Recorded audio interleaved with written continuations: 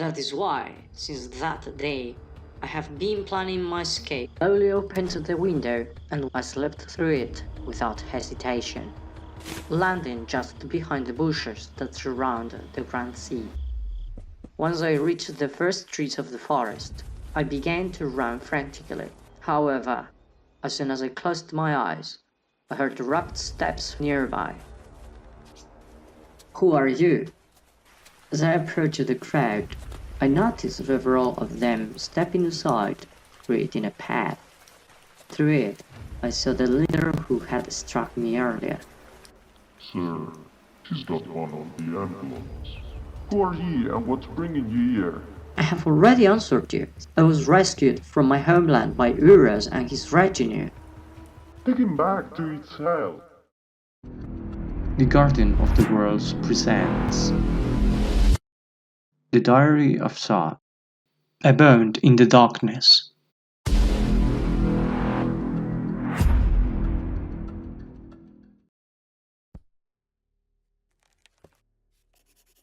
Nadag.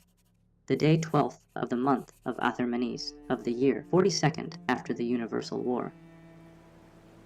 My dearest diary, there I remained, confined in that dusty and austere room where I could barely sleep due to the uncomfortable position forced upon me by the ropes that bound me, preventing any chance of escape.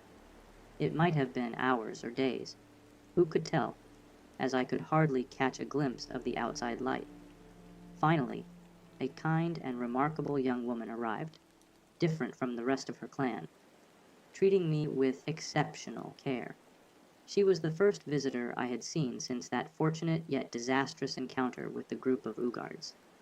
After so much time locked away, I heard the creaking of the door, accompanied by a faint light filtering through the fabrics covering the walls.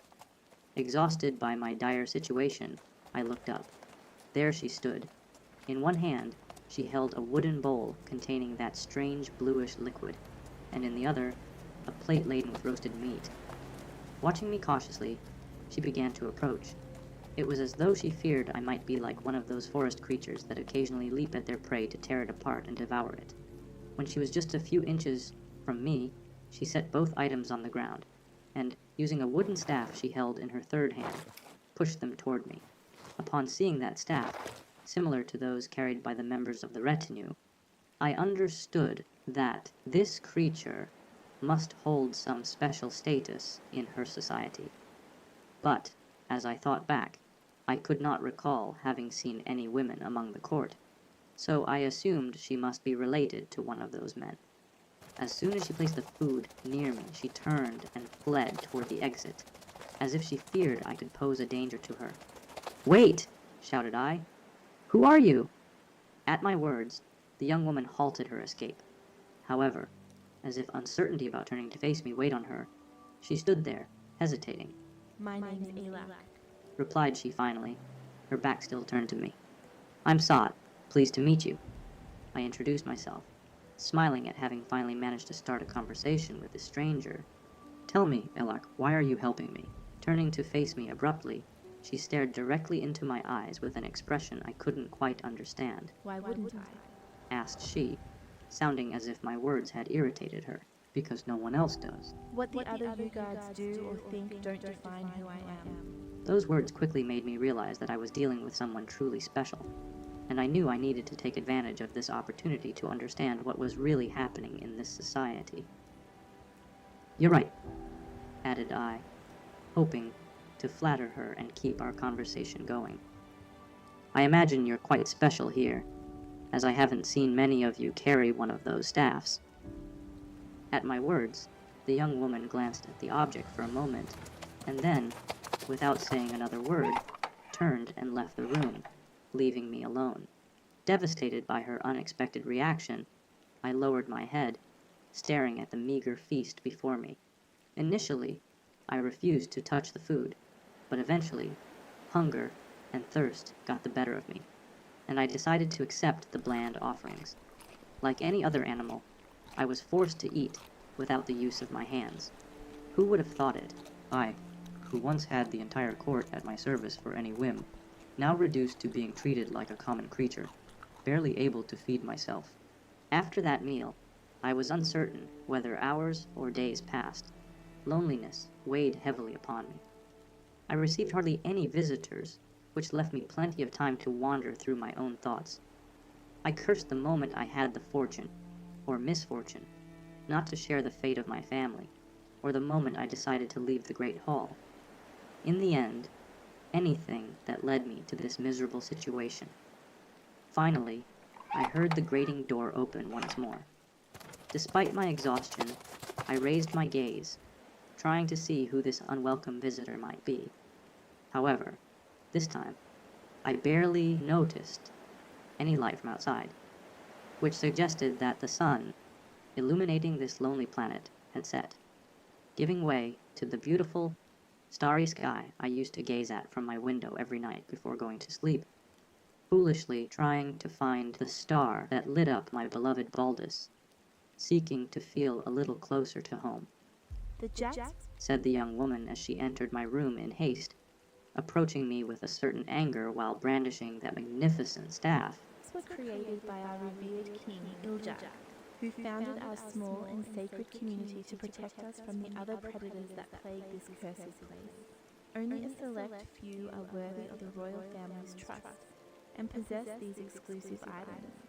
Each house has its own, bearing the values and symbols of their family. As Elak relayed these unknown details, I focused intently on the finely carved drawings along the shaft of the staff. If only I could understand what each of them represented, but being entirely unfamiliar with this community, they held no meaning for me. "Are you some noble's wife?" asked I bluntly. No, Snapped she, her furious gaze piercing through me. I'm Aj's daughter, the one who came up to you and showed off that artifact you're carrying. Upon this revelation, I quickly understood everything. During the trial, that man seemed dissatisfied with the idea of me being confined to my cell again. I assumed that, sympathizing with my situation, he had sent his daughter to care for me, as his own presence might have aroused suspicion or accusations of betrayal. But even so, I could not grasp why his daughter carried that distinctive artifact. Trying to make sense of it all, I spoke again, hoping she might explain what was happening. "So, is your father some kind of royal advisor?"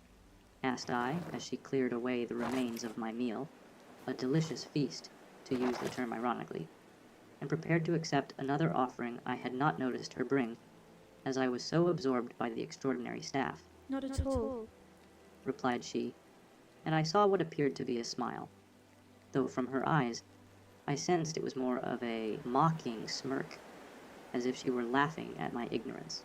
but that doesn't matter to you as long as we keep you alive. After setting the food in front of me, the young woman turned and quickly headed for the exit, aware that she was the only creature in this place who showed even a hint of concern for me. I called out to her in a plea, hoping to move her heart and help me understand what was going on. "Elak, please, don't go," said I with a melancholic tone, causing her to pause just before disappearing behind the hanging fabrics. "Understand me. I don't know who you are. I'm lost, bound, and the pain from these ropes is unbearable. Please, at least explain what is happening." The young woman stood there for a moment, still by the exit. Silence filled the room, allowing me to hear, beyond my own breathing, the sound of the wind and rain outside. All right, I think I can stay with you for a few more minutes. Said she, turning toward me. At that moment, I noticed her large pupils dilate significantly, and a strange bluish liquid ran down her elongated face, which told me that my story had moved her. Far as we can remember, we fought against other creatures living on our lands for control of this planet. But all that changed 40 years ago. It was a clear night, hardly a cloud in the sky, and the stars were shining brighter than ever before.